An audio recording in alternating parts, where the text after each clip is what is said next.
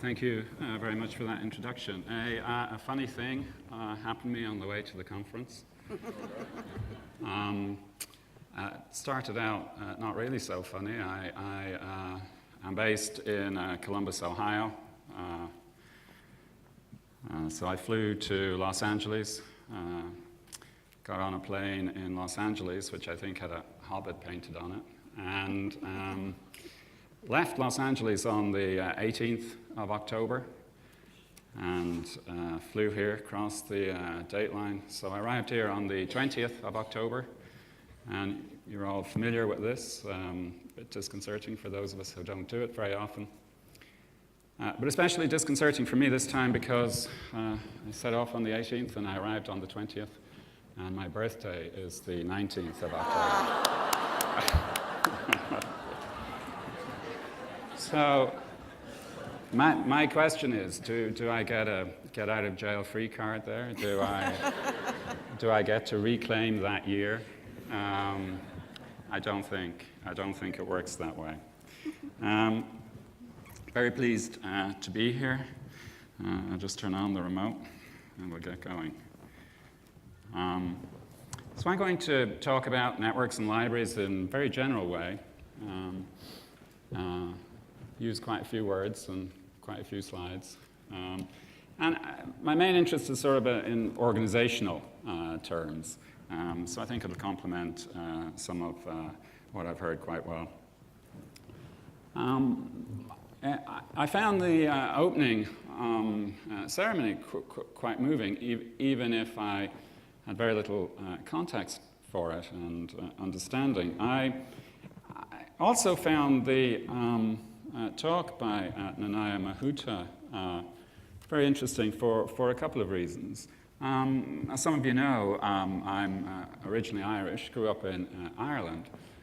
And we would have left Ireland as part of the sort of economic emigration activity that happened just before the Celtic Tiger, just before the upsurge. It's on again now that's gone away. And we lived in England for quite a while, and have lived in the US for quite a while now as well. So we have two children who affiliate with US, where they have had their primary formation, as it were. Ireland, where their relatives, their cousins, where they go home, where their family, as it were, is based. And England, where they were born. As they get older, they raises very interesting questions about the fabric or the texture of their identity or their affiliations, their experience, their where they're going to be. And there's a sort of trade-off between belonging, as it were, and freedom. But Nanaya at one stage said the kids will want to know when talking about movement of peoples and children wanting to know something about where their parents had been or something about a place to which they affiliate. And that's a very real issue for us at a personal level, and sort of struck a chord. But it relates then to thinking about libraries and the context and enrichment of network knowledge through local stories, through context, through affiliation to place, through the type of sites that Eli was talking about yesterday in terms of pictures of Ann Arbor or in terms of local newspapers. So one hopes that as they begin to think about something broader and richer about the places to which they affiliate, that the libraries of the world will have created spaces on the network which are rich in the types of things that support their affiliations to those places. And that touches on the other thing that I took away very strongly, the discussion about community network interdependence. Libraries very much connected in terms of supporting those types of things, very much have to work together in this environment, very much to achieve impact, efficiency, and scale in a network environment, have to aggregate or collaborate or congregate in ways that are much more purposeful and active than in the past. Collaboration has to move from the margin to the core for certain types of activity. That said, however, the collective resource of libraries is highly distributed. What libraries have is spread around the place very much. So it occurred to me to say those few things based on the opening presentation, but I also brought forward from later in the presentation a couple of slides about New Zealand library resource. And as was said, I work for OCLC in Dublin, Ohio, which is just the same as Dublin, Ireland, where I grew up for those. Only kidding. And we run, one of the things we do is we manage WorldCat, which is effectively the best proxy we have, imperfect though it is, for the distributed library resource. And we have very good coverage for some parts of the world, less good coverage in other parts of the world, and some areas where we don't really have much coverage at all. We have actually quite good coverage of New Zealand because of the sort of national infrastructure here. If you look at the WorldCat as a proxy in that way, we can analyze it in various ways. So here is the total works in WorldCat under this particular subject heading, which is from FAST, which is a sort of decomposition we do of Library of Congress subject headings. Now, unsurprisingly, New Zealand provides the best coverage of the published record related to Maori culture. But what's interesting is that although the National Library, including Turnbull, has the greatest coverage of those materials, it doesn't have everything. The coverage is actually distributed across a variety of libraries, mostly in New Zealand. As it tails off, you have other places, but the University of Hawaii at Manoa is in there as well. So in terms of thinking about prospecting that literature, or having it available on the network, or having it available for inspection by those kids who want to come back to it in the future at some stage, it's really fragmented across a number of libraries. And one of the things that we've become accustomed to saying when we look at libraries in this way, that rareness is actually quite common. So although we think that collections are getting more homogeneous, rareness is actually quite common.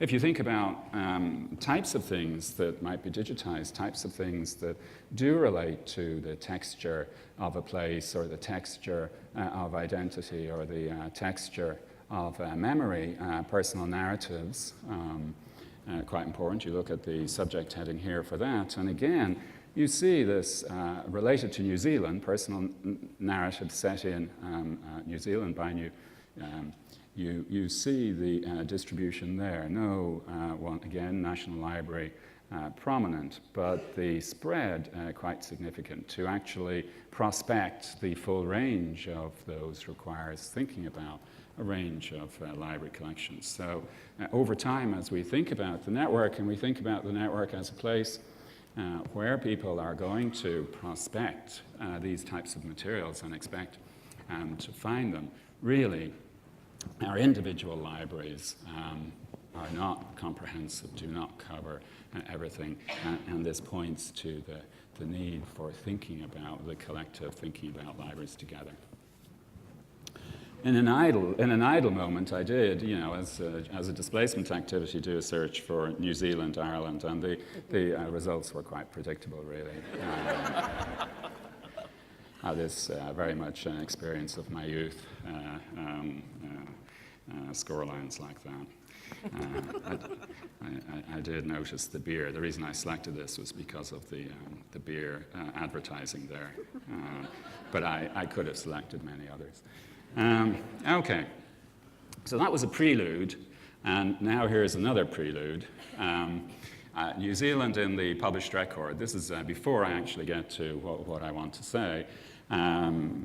Because we have this database of record, I thought it'd be interesting to actually look at the New Zealand printed record as we know about it. So, New Zealand presence in the published record, these are distinct publications, So we know about 736,000, 737,000 New Zealand publications that are in New Zealand, 500,000 or so that are about New Zealand, and then 150,000 or so that are by people associated with New Zealand. And we have, these are all approximate, as you can imagine. These are programmatically developed, so they're not counted. For by New Zealand, we use Wikipedia. We match our authority files, our authors, to Wikipedia. So if Wikipedia says somebody has a New Zealand affiliation, we pick it up if they don't. So your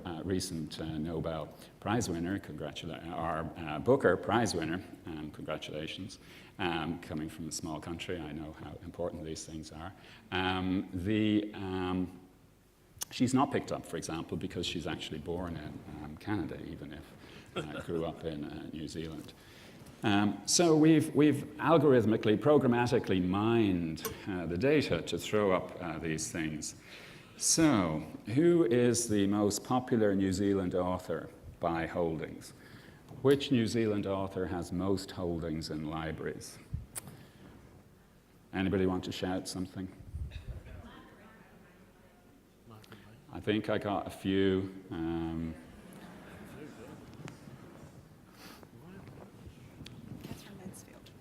Catherine Mansfield would have come up in another list if you looked at diversity of publication, and is probably just after these.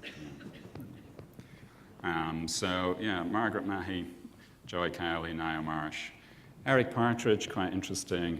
For other reasons, Dorothy Eden. What's the most popular work by a New Zealand author? What work is present in library collections more than any other by a New Zealand author?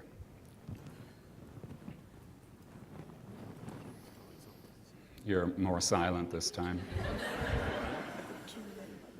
Just one guess? I'm guessing hearing. Yes, that's what I thought. So obviously you speak very well. Eric Partridge and Robert Birchfield, both lexicographers, scholars of the English language, both had careers in England, but really quite interesting. I had to explore the second one. I hadn't. I was familiar with Partridge and Birchfield, but I had to look into what the second one was, and people may know. Inspiration for a bestseller novel and movie. But quite interesting looking at the others. I assume it's because they're in very many reference collections. Okay. And excludes movies, Russell Crowe, born in New Zealand, Peter Jackson. What's the most popular work set in or about New Zealand? Again, by holdings and including movies this time. Somebody said piano over here. That's in the list, but not top of the list. You're very quiet. Come on, what's your...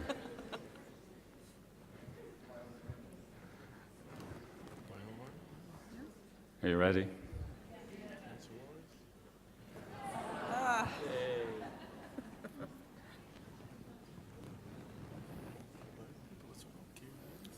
So I don't know whether there are any surprises there.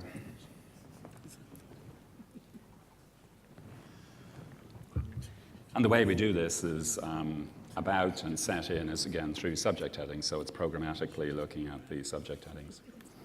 What library outside New Zealand has the strongest New Zealand collections? This is easy.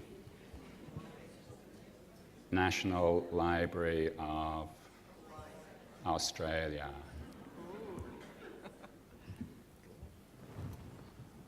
Followed by Library of Congress, then Australia, UK, Australia, US, Hawaii, Australia, US, US.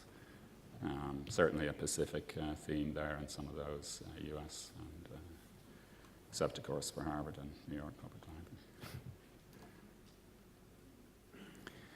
This work was done by my colleague Brian Lavoie. We recently published a work which he obscurely titled Not Scotch But Rum, looking at the scope and diffusion of the Scottish presence in the public record using this approach.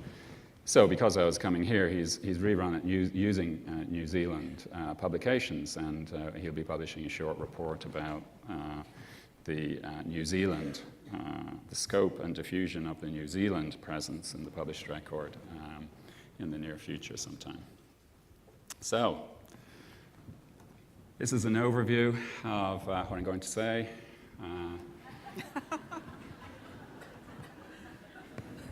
Those of you who read quickly can go. Those of you who want to stay to the end will know where we are at any particular time.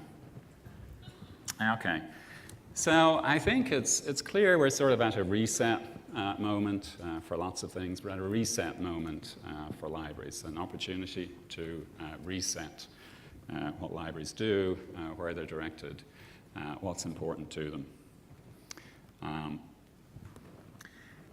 And certainly in the US, there's been a lot of discussion about value, the value of libraries, a lot of concern about relevance. It seems to me it's probably more helpful to think about this as a reset, as thinking about direction.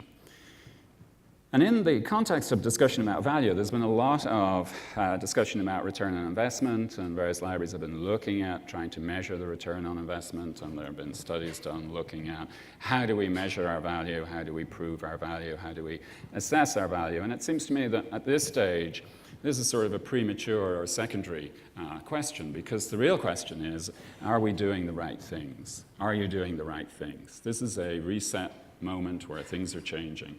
So the first question is, are you doing the right things? And then when you're doing the right things, there's a question about ROI, there's a question about value. And in terms of doing the right things, we're also seeing an attempt to reconnect, or a view that reconnection with the host institution, the parent institution goals is very important, because most libraries don't exist as standalone entities. They exist to do something for a host institution, to make research and learning more effective, to make people better citizens. They exist in the context of goals established by that host institution, that larger institution. And if you think about the current environment in research libraries increasingly the only institutions devoted to deep exploration, deep research. So the research library has a mission, has a goal to say, how do we make that deep exploration more efficient? How do we make it more successful? How do we improve it? Academic libraries increasingly focused, academic institutions increasingly focused on student success or the reputation of the institution. How does the library contribute to those goals? Public libraries thinking about their communities, about skills, learning, civic engagement in communities that are changing, that are doing new things. National libraries want to have rich engagement with national identity and memory in a new context, in a network environment. So for libraries generally of all types, there's this reset moment which involves thinking about how they reconnect more strongly with the goals of their parent institutions. And I think it's very important to think about it that way, because much more important than any internal changes in the library is the change in those parent environments. So as education changes, so does the academic library need to change. It's the changes in the parent institution, in the host institution, in the environment for which the library exists to serve. That is what is the most important driver of change. So you need to understand what those changes are bringing, what they are about, so that you can change to meet them. As I say, based in Columbus, which is a city about the size of Auckland. It's the 13th largest city in the US. So quite an urban environment, but also large suburban areas.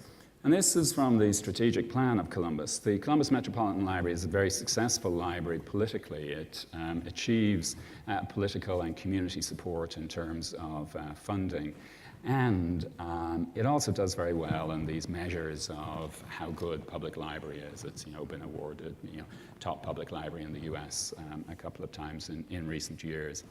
One of the interesting things about it is that they are very clear. They try and define who they are and what they are in terms of values that relate to the values of the Columbus city government moving forward. So at the moment, they have three strategic focuses: young minds with an outcome about foundation for successful life, my library, a library that works for me, life skills, embracing challenges and providing opportunities, and a community that reaches its potential. Now, these are slightly lofty goals, but what they do is they, rather than saying we're valuable, look how valuable we are, they define themselves in terms of values that their parent, their host, the political environment in which they live, they define themselves in ways that they want to hear, not in pushing out value. And this has actually been quite effective and I think gives a very clear view of what's important and where they're going. In terms of doing the right things, I'm going to talk about three areas.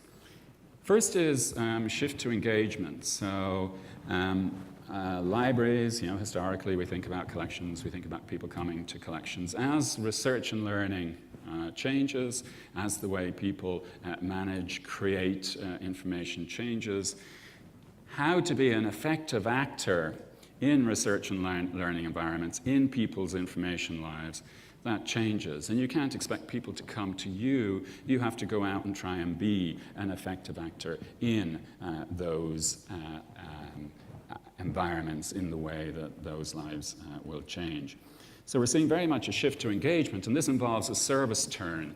It involves thinking about new services, thinking about services that do engage with the ways in which people are creating, using, managing information. It means thinking about how to make people successful in what they're doing, not successful in using what we used to do, but successful in what they want to do, doing a job for them, getting things done for them, enriching their lives where they are, doing what they are doing.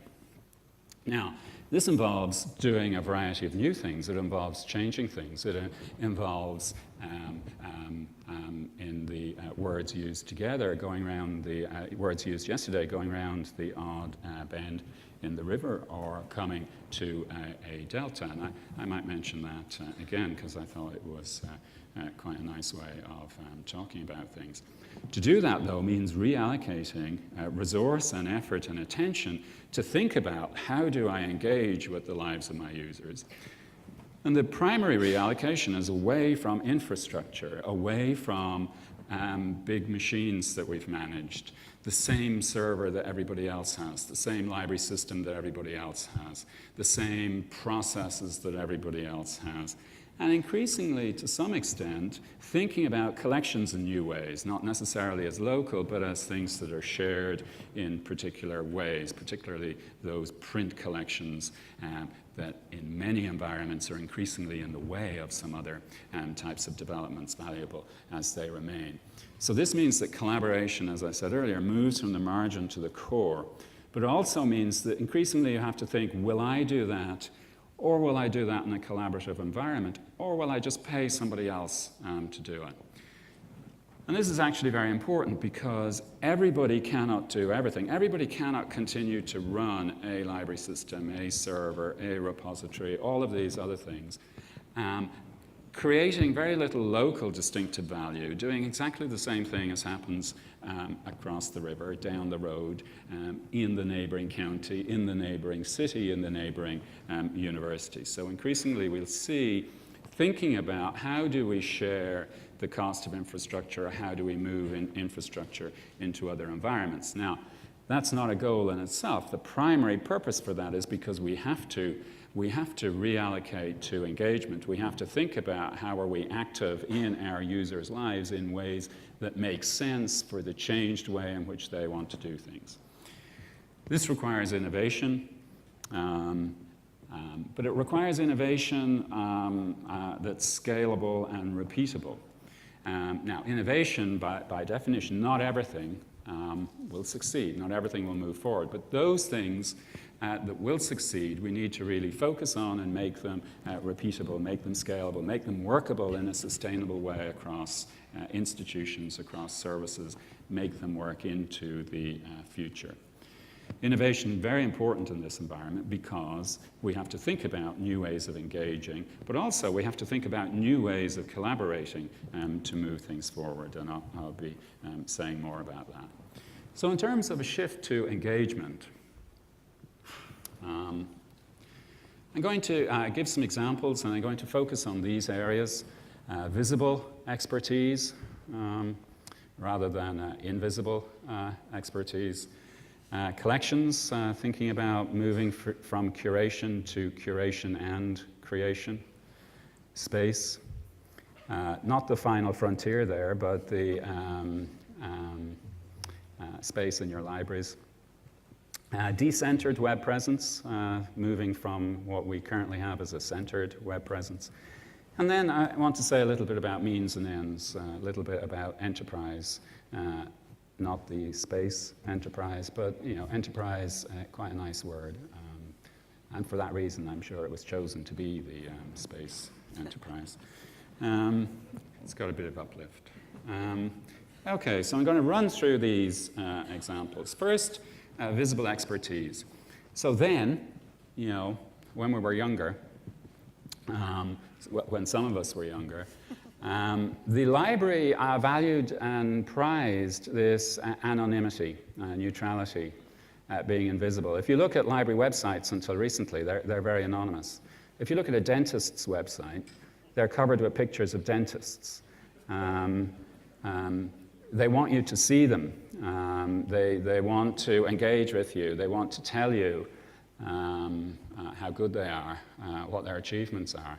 And in fact, actually, walking up to the conference, I don't know, you pass by this dentist's office, and there's this sign outside sort of talking about degrees from Edinburgh, Glasgow, Dundee, a whole variety of places, a whole CV almost on this sign outside the office.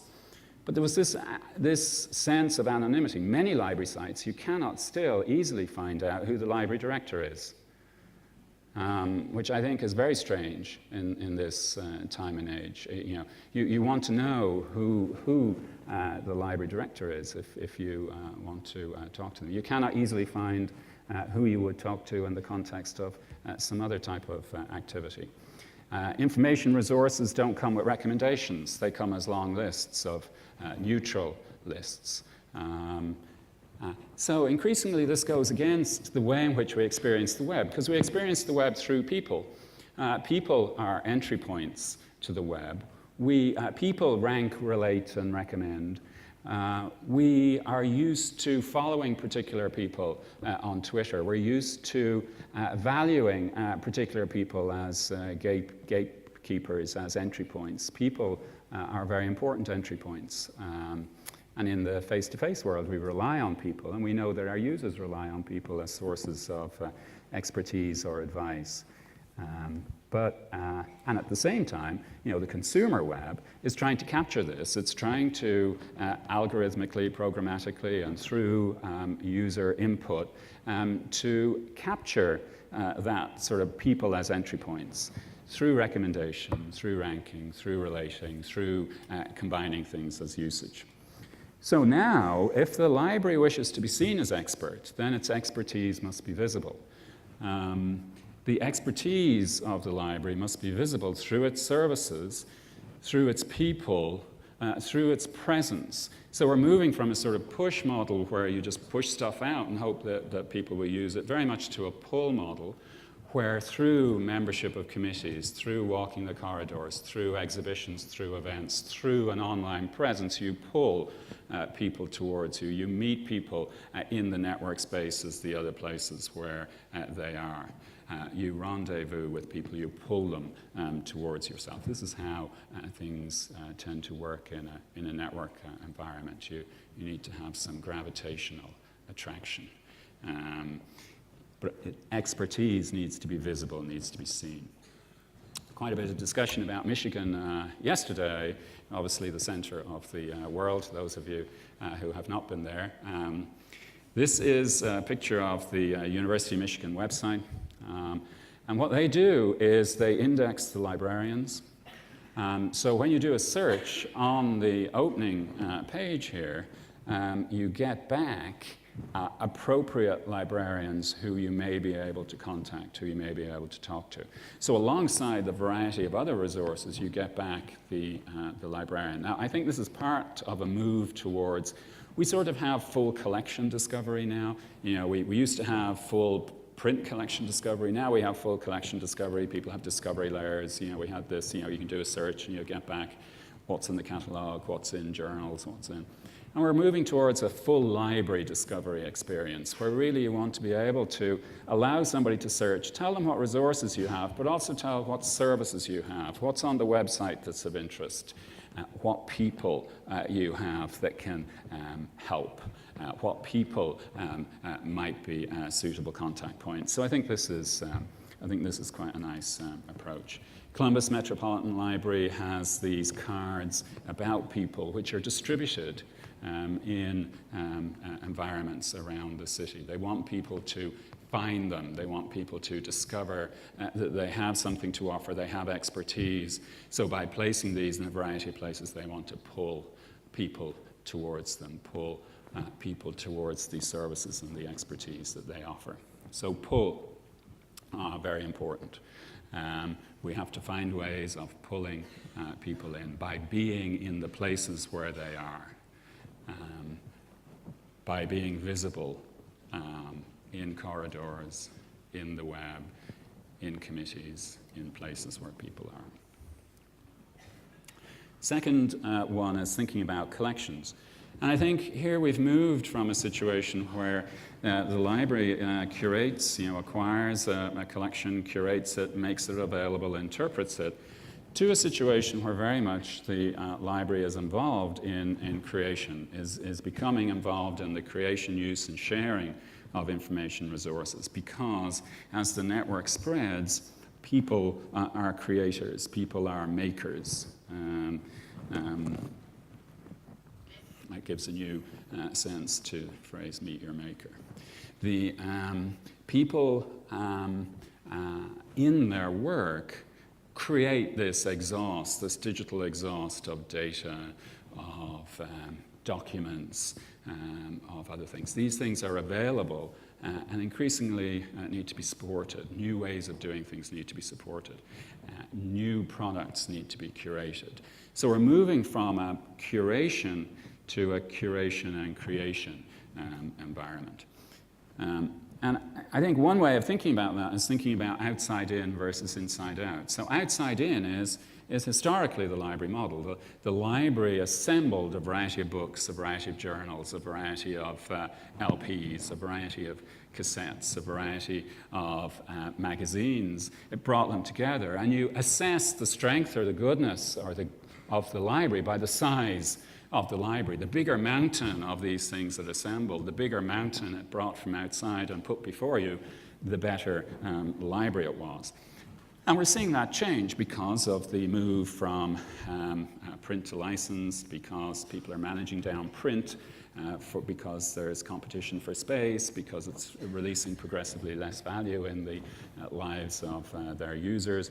We have a move to more usage-driven models. There's consolidation in the industry that supports this. So we have outside in collections, still central, still very important, but changing in fundamental ways. The aim there is to provide discovery into that, to discover those things. Historically, to discover what you had acquired in your collection, increasingly, though, to provide a range of discovery and then trying to add it to the collection or show where it is in your collection.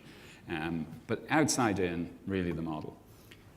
Increasingly, we're seeing this inside-out approach, though, which requires different skills, different orientation. Here we have institutional assets.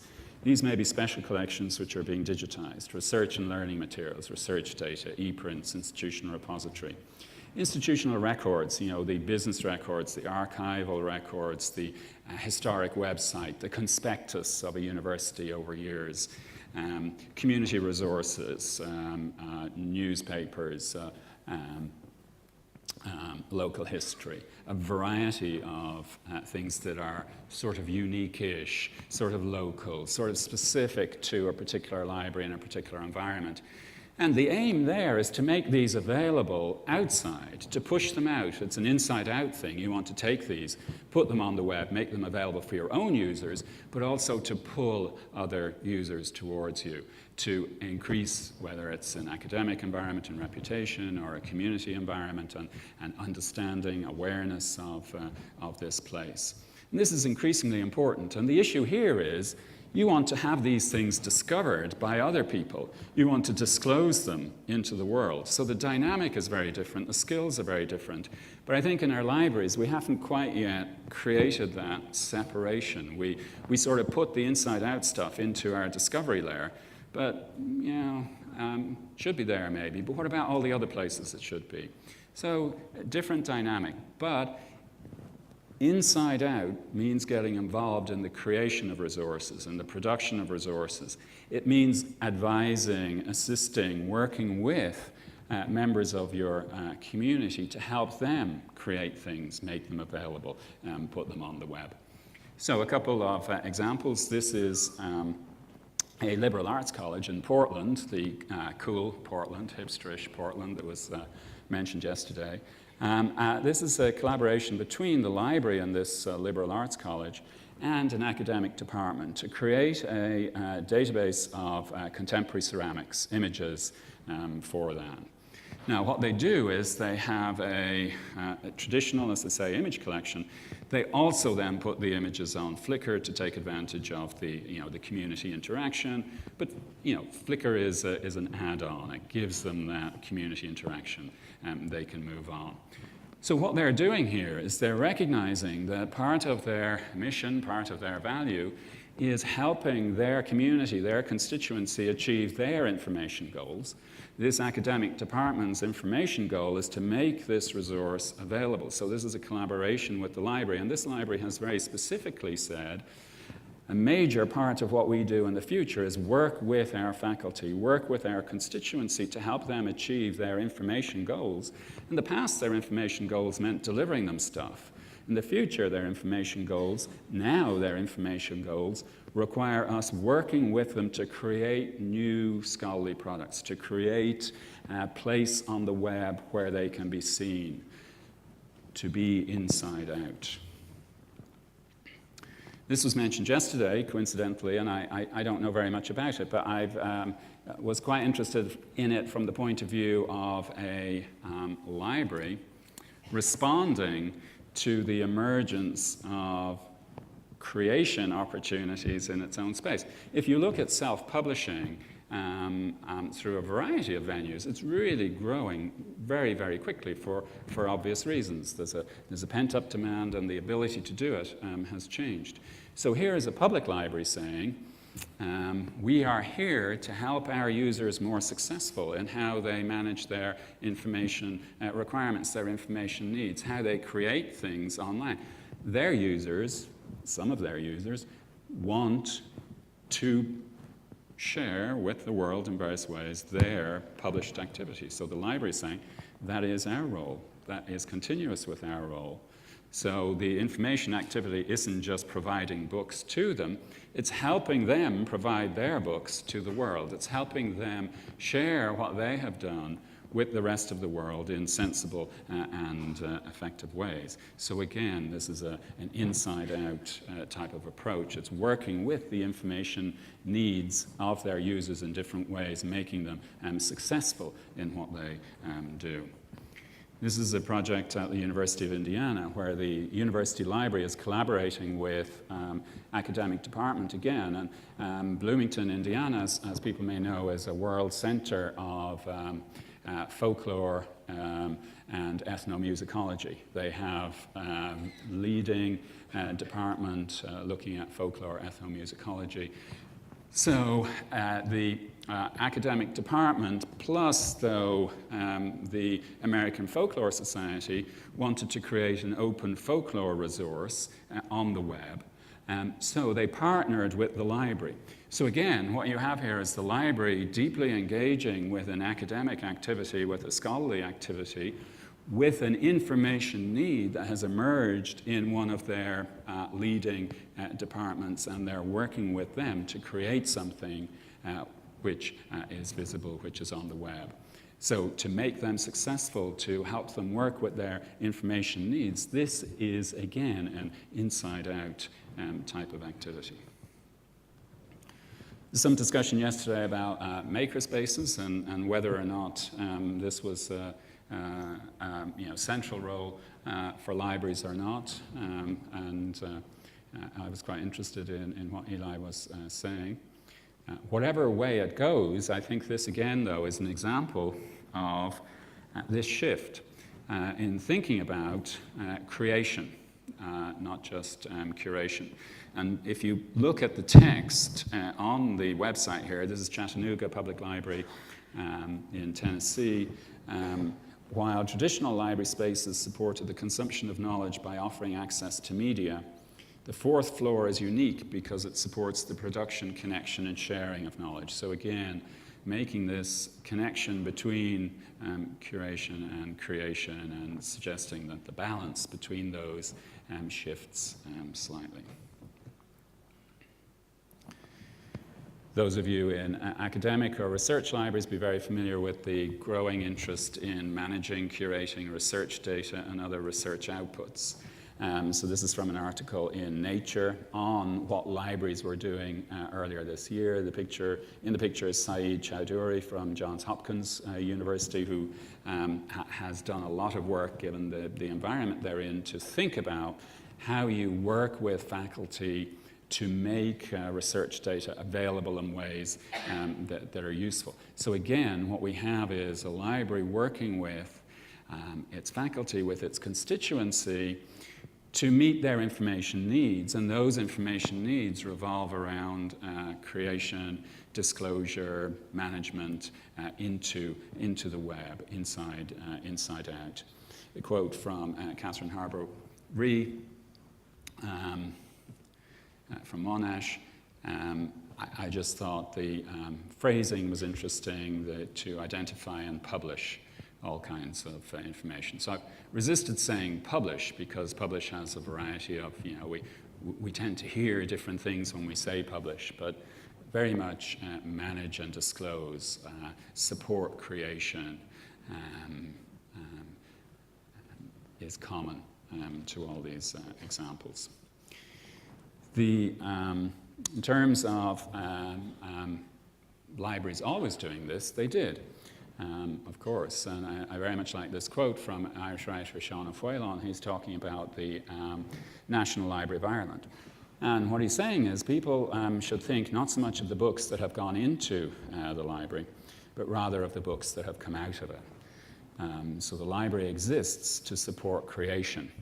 Because that creation has happened in people's heads or happened with the materials, the library maybe hasn't been as directly visible or as involved. So they've assembled the materials upon which then people have created or gone out. In the network environment, though, people need help with the creation. People, library services, in terms of partnering in the creative process, partnering in disclosing to the web the outputs of that creative process, have become much more important. And this is really a major focus of engagement activity. The message is what's really important is the creative activity that emerges from this. And now there's an opportunity to support further along that life cycle. Okay, space, long ago. space was configured around collections. Now, space is configured around the user. So what this is in fact a direct shift from infrastructure to engagement. Space was a primary infrastructure component of the library, and space is under a lot of pressure on campuses, in busy environments. There's a big opportunity cost to having space filled with print collections, backruns of journals that release progressively little value in the learning or research lives of those constituencies. So a lot of pressure on space from that direction. Also pressure on space, though, from the other direction, that you want to engage in new ways, you want to engage in different ways, you want to use space as a focus for engagement. So I think we can think about the changes in library space as a direct shift from infrastructure to engagement as a focus of library interest. I had to put this up. This is North Carolina State University, which has recently opened what by general acclaim is one of the most exciting or interesting library spaces that there is. So popular is it among librarians who want to go and look at it, they're having to organize special days where they ask people to come so that they can do tours on those days. What they've done is they have created a space for collaboration, but also for access to a range of specialist equipment, communication equipment. You can see there, this is just one of the pages: visualization, immersive display, simulation, and virtual environments. They have various interactive. So they've refashioned the library entirely around experience, expertise, and communication rather than around collections. This is a space where you have access to specialized equipment, to specialized expertise. This is high value space. This isn't space that houses collections that really should perhaps be somewhere else. Michigan again. I put this up. I don't know, has the highlighting gone in the orange? I just highlighted words. This is a description of a new library that opened at the University of Michigan that tries to bring together a new space for display of maps and large format activities with support for data services, because bringing together the expertise, some of those specialist collections, and some specialist services. What I was interested in, though, is the way it's described on the website. So if you look at words, you've got expertise, data services, collaborate, creatively collaborate, presentation space, display cases, screens, showcase, creation, study spaces, comfortable, movable, flexible, collaboration, nexus, data services. So it's all about connection. It's all about access to specialist expertise, to specialist equipment. It's high value, rich connection space. This is a public library in the Netherlands where I was a couple of years ago, and really lovely experience. It was designed by people who normally design retail environments. But what was, you go into it, and they've arranged it in departments.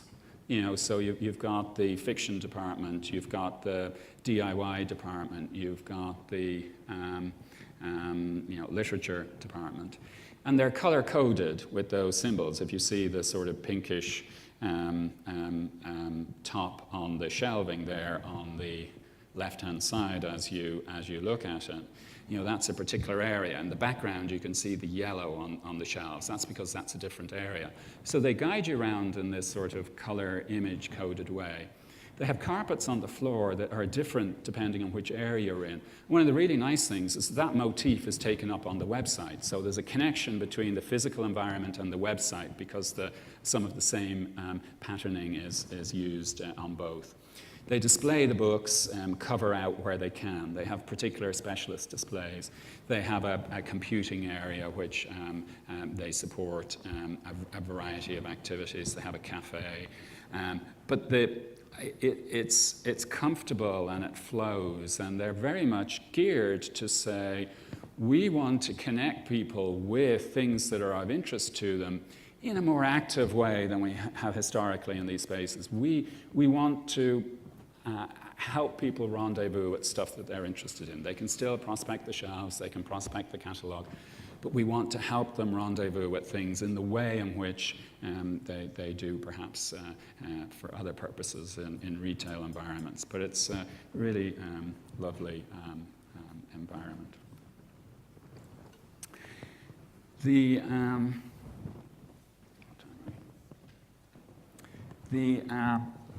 One of the things that has changed in this context then is about roles. Libraries historically maybe had a bureaucratic feel about them because the goals that they served were stable and they were structured around means. They were structured around acquisitions, reference, technical services, which were well understood. So the focus was on making those things work well towards well-established goals. Now the goals are changing and the library has to be structured around changing goals. So that means that the focus can't anymore be on managing the well-understood means, managing, the technical services, the acquisitions, the whatever, because roles have to change. So the library becomes more like an enterprise. It has to think about, how do I reassign things? How do I do new things? How do I innovate? How do I cover new things that are emerging?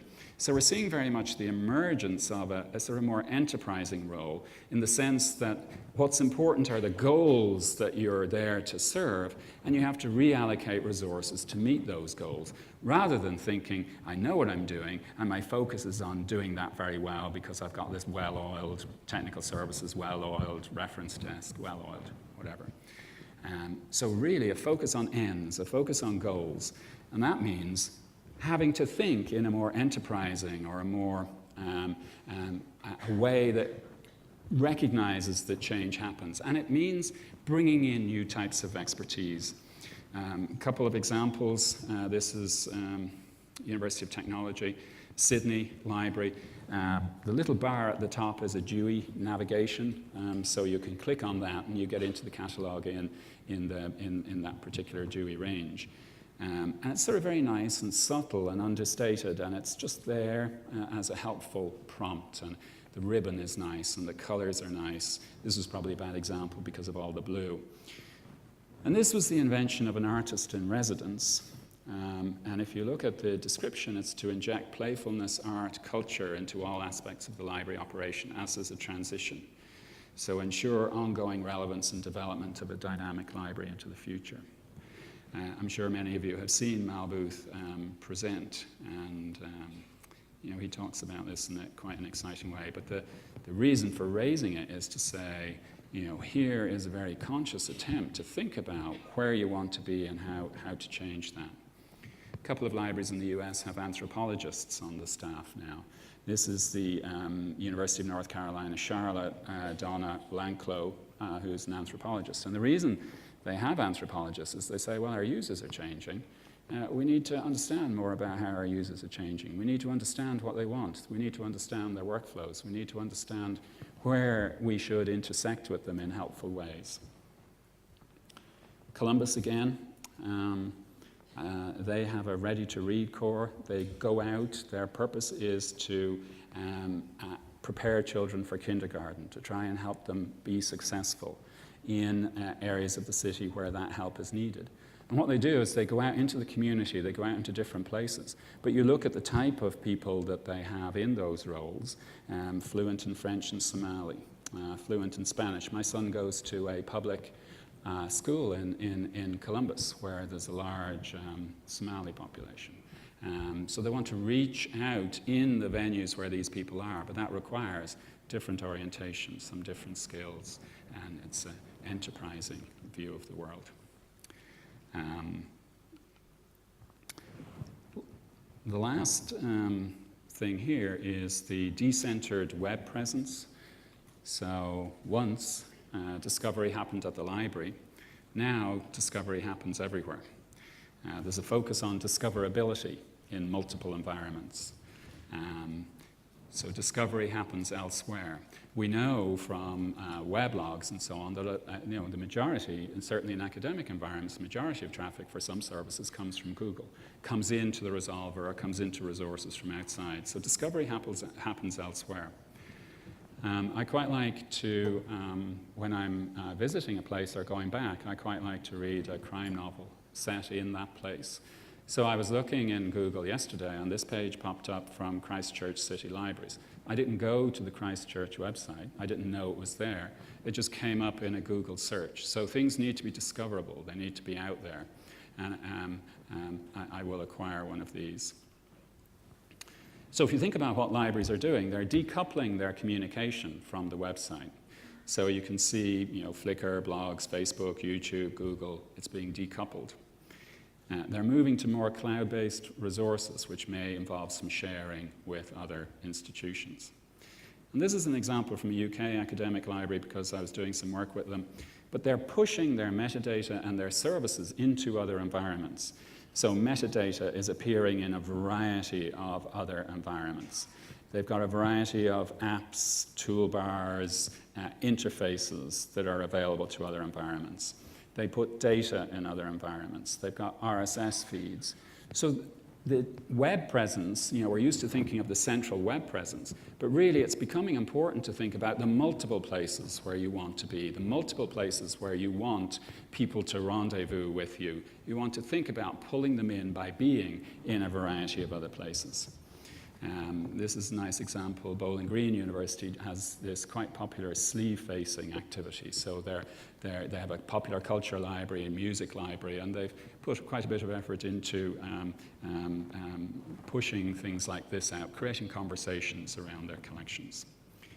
We all know about making sure that stuff is visible in Google Scholar, but you also want it to be visible in places like Mendeley or other places. So I configured my own Mendeley account to find the Waikato resolver by using the WorldCat registry. So I found the address for the Waikato resolver, put it in here. So it means that now I'm offered an option to go. Now I can't get in because I can't authenticate myself. But if I'm a member of the university, I can. So we need to think about all the places where we should have resolver information. We need to think about where our users are and how to bring them in. So this is the page I get through to when I click on that. SEO, very important. We need to think about how our resources are made available on the network in a more active way. Simply putting a repository or a digital resource on the network is not necessarily enough. You want to make sure that it's indexed. You want to make sure that it's discoverable in important ways. And there's beginning to be more activity in the library space looking at what do you do, how do you mark things up, what is good practice. So we need to be much more alert to that so that the web is our friend. Okay, because of the time, I'm going to just very quickly say something about infrastructure and innovation and then conclude. So in this network environment where we have to focus much more on engagement, that means that we have to do locally what creates the most distinctive value. We shouldn't be doing things that everybody else is doing equally well and have no distinctive local impact. So we should share what makes sense for efficiency and impact and buy what it makes sense to buy. So examples are sharing down print, where people are managing down print, where certainly in the US, increasingly we're seeing libraries of all types begin to think about how to move some of their print collections into shared environments, their legacy print collections into shared environments, rather than keeping all of these backgrounds. There's shared repositories, but there's also the emergence of regional areas to begin to think about managing their collections collectively. And then obviously for digital infrastructure, we also need to do it. So if you think about shared print, the value then related to the depth and breadth of a local collection. Now, or in the future, the value relates to the system-wide curation of and access to print collections within New Zealand, within Ohio, within the UK, within a consortium. You want to be able to provide access to the full range of stuff about personal narratives. So what we're seeing is the emergence of much more shared approaches. This is a list. This is, if you look at print collections, we did some work in North America, you can map print collections. The majority of print collections are in those colored areas because they're centers of population industry. These are Richard, Florida, for those of you who know mega regions. So these are the places where you have population, industry, education. There's a few outlying areas, but the vast majority of print collections are in those areas. And when you look at those areas, you can see that there are emerging collective responses to beginning to think about managing print resources collectively. Digital and systems infrastructure, then you rolled your own. Increasingly, you look to scale for efficiency and impact and want to do it at a higher level. The libraries in Oregon, where Portland is, and Washington have decided, 37 academic libraries, to move to a shared library system to begin to treat their collections as the same. Too Cool, not a very extensible name, is Columbia and Cornell, two major research libraries, have committed over the years to begin to merge their operations to achieve integration of 30% of their integrations in a sort of radical or deep collaboration. So we're seeing this type of experiment emerging, sometimes building on existing consortial activity, but really changing it to recognizing that the future is connected and collaborative within whatever particular community. This isn't a marginal activity. So finally, innovation. As we move into more types of engagement, as we think about shifting infrastructure, there are two big issues. One is how to create an enterprising mentality, how to think about developing new ways of doing things, and then how to make those stick. But the other one is institutional innovation, how to create the relationships, the agreements, the patterns of engagement between institutions to do shared things more effectively, how to create the trust to do those things. So to summarize, what we're seeing is a shift to engagement, the library as an actor in research and learning environments. This means that infrastructure is being reduced because, not reduced overall, but moved into collaborative environments or elsewhere because where it doesn't create distinctive value. But then we have to innovate around new forms of engagement and around institutional patterns, and this may lead to new types of infrastructure, new types of engagement. So as we move forward, we have to really think about engagement first, what infrastructure is required to do that and how best to do it, and then really how to innovate to make that happen and stick. So I'll conclude with my favorite quote about libraries by an Irish journalist who's the same age as I am and grew up a few miles away from where I was born. But this is an article he wrote about Dublin Public Libraries, where I worked for several years. And it seems to me it's the most compelling definition of a library that I've seen for a long time, and really, really very nice. But a library is a place that has no agenda other than allowing people to invent their own agendas. But if we want to continue to do that, we have to make sure that we support those users, not just as readers, but as authors, as creators. We have to get into their workflows. We have to engage with their real needs. So we're in a reset moment, and we have to be enterprising. Thank you very much.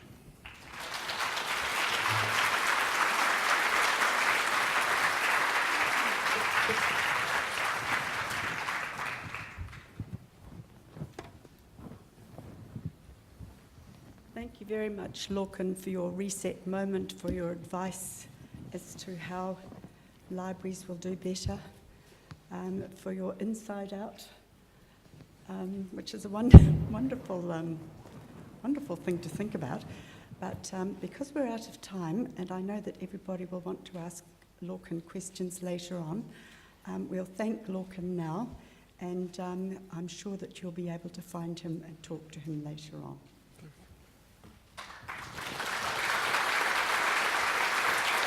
Thank you. Very heavy.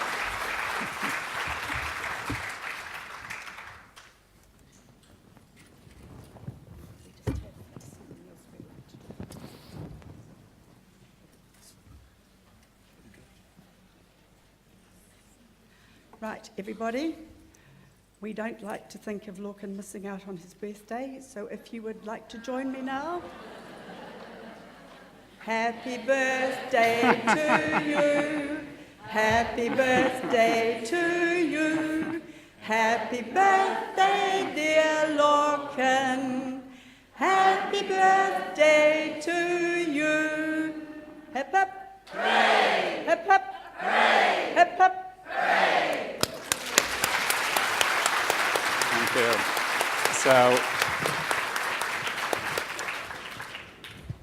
So that means I don't get to keep the year. Yeah. Thank you. Thank you.